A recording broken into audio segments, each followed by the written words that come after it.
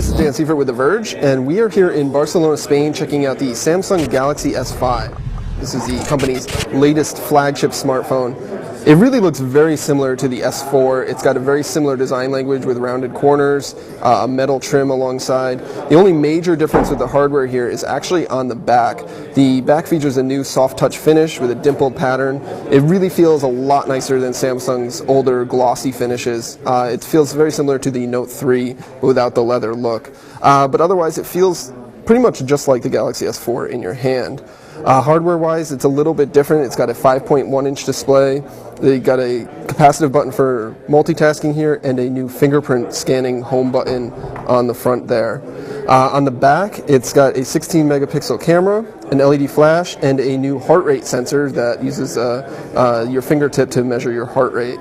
You can still take the back cover off to access the battery, your SIM card slot. It's got a micro SD card slot as well. 2800 milliamp hour battery that Samsung says gives 20% better battery life than the Galaxy S4. Inside, the Galaxy S5 has a quad-core processor. It's 2.5 gigahertz, 2 gigabytes of RAM. It's really fast and responsive.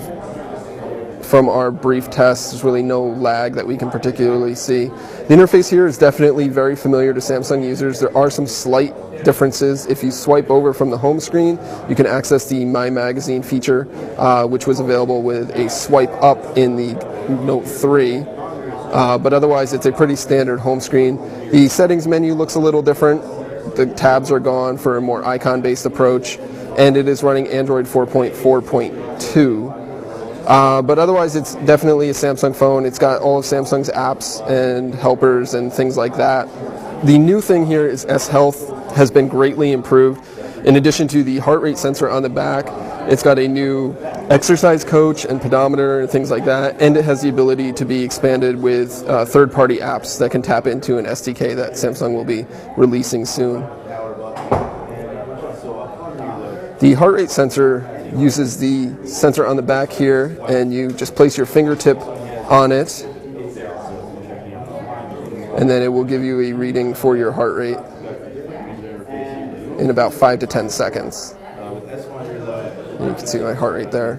Samsung's going to be releasing the Galaxy S5 in a variety of different colored backs. There's blue, black, gold, and white. Depending on which market they're going to release, depends on which color will be available. Initially in the United States, we're going to see the black and white models. Samsung doesn't have a pricing announced for the Galaxy S5, but it says that we should expect it to see it on shelves in April.